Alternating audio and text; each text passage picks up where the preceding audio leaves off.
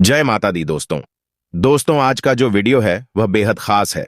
नवरात्रि को कुछ लोग एक आम पूजा समझकर कुछ ऐसे गलतियां कर देते हैं, कुछ ऐसे काम करते हैं जिससे कि जीवन भर उन्हें दुखों का सामना करना पड़ता है।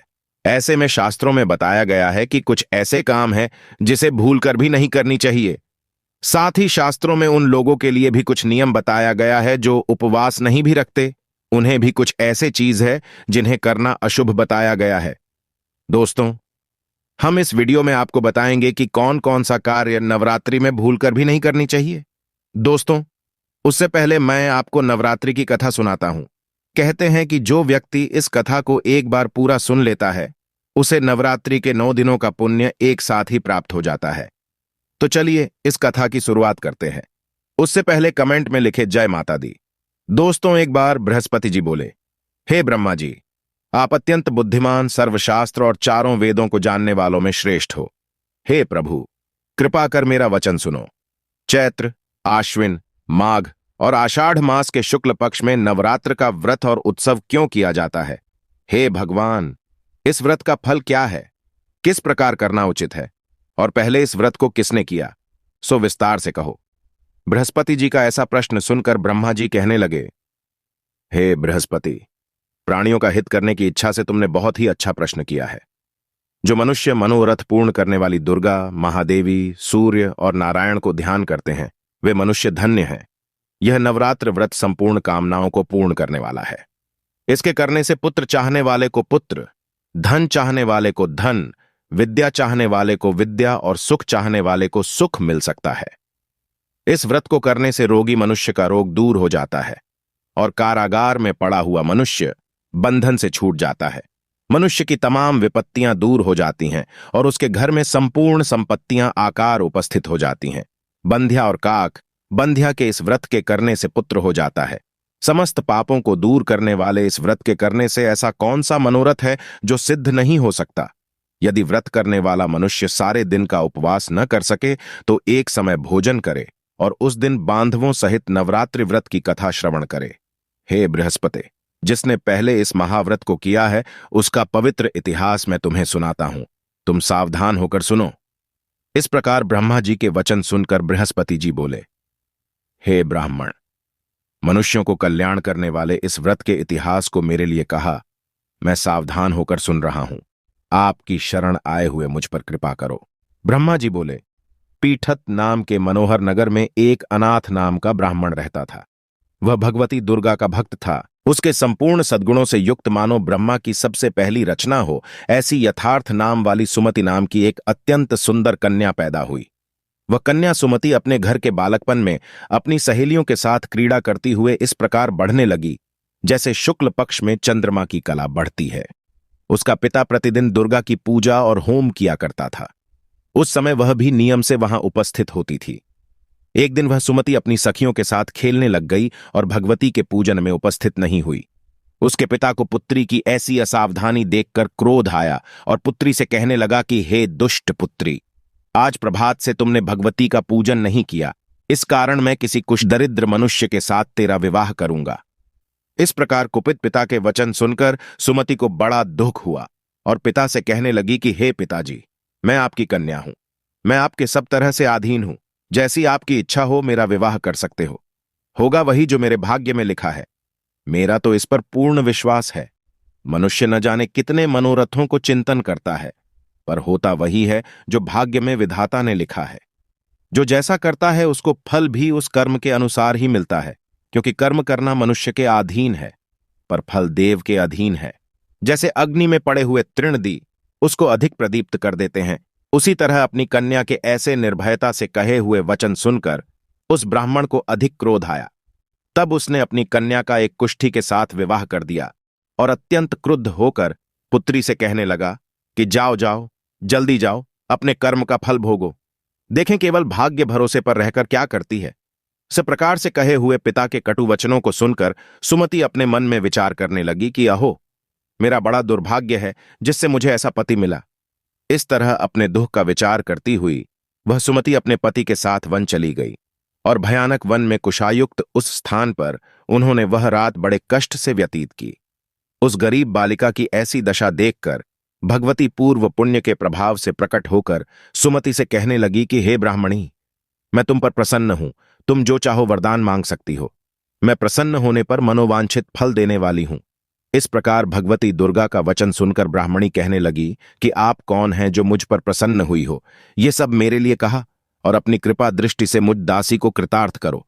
ऐसा ब्राह्मणी का वचन सुनकर देवी कहने लगी कि मैं आदि शक्ति हूं और मैं ही ब्रह्मा, विद्या और सरस्वती हूं। मैं प्रसन्न होने पर प्राणियों को दुख दूर कर उसको सुख प्रदान करती हूं। हे ब्राह्मणी, मैं तुम पर तेरे पूर्व जन्म के पुण्य के प्रभाव से प्रसन्न हूं। तुम्हारे पूर्व जन्म का वृत्तांत सुनाती हूं, सुनो। तू पूर्व जन्म में निषाद, भील की स्त्री थी और अति पतिव्रता थी।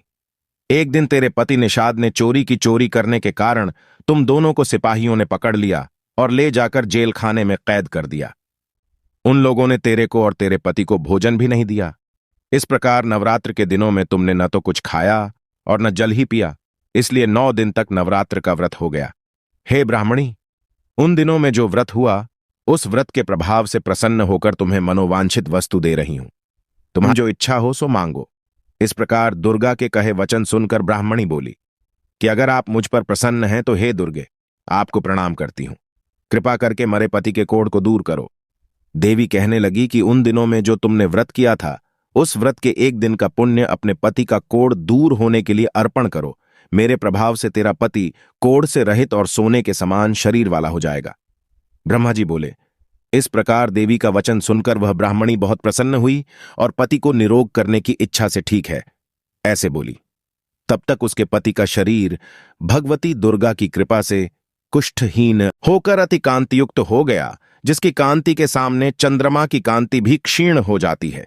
वह ब्राह्मणी पति की मनोहर देह को देखकर देवी को अति पराक्रमी वाली समझकर स्तुति करने लगी कि हे दुर्गे, आप दुर्गत को दूर करने वाली, तीनों जगत का संताप हरने वाली, समस्त दुखों को दूर करने वाली, रोगी मनुष्य को निरोग करने वाली, प्रसन्न होने पर मनोवांछित वस्तु को देने वाली और दुष्ट मनुष्य का नाश करने वाली हो।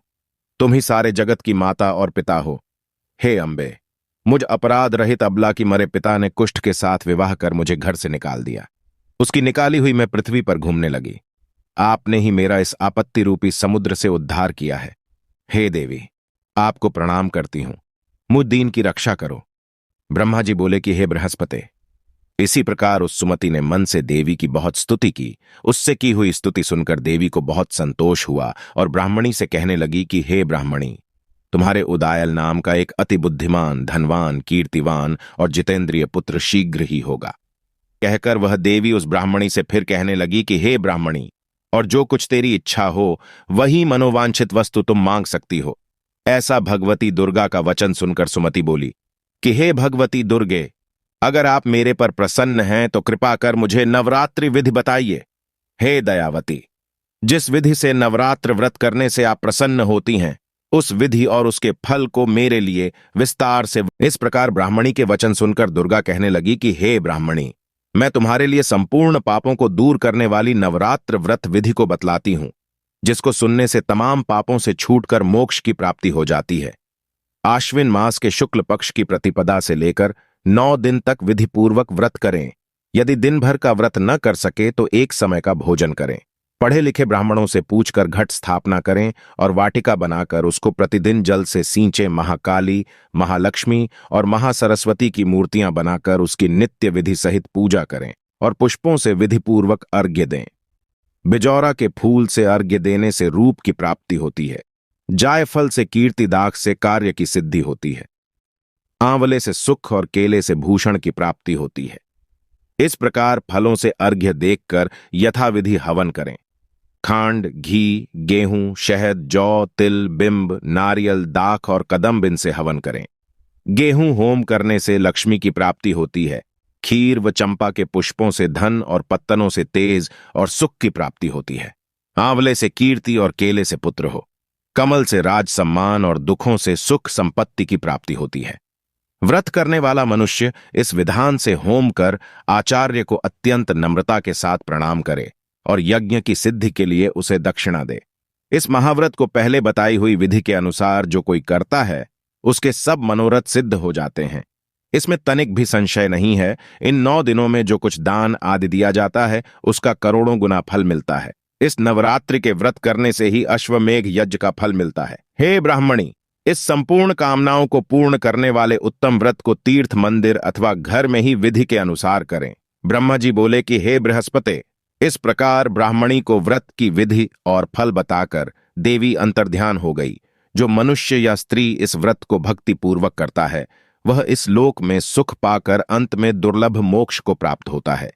दोस्तों, अब हम आपको बता दें कि इन 9 दिनों में कौन कौन से कार्य आपको नहीं करनी चाहिए।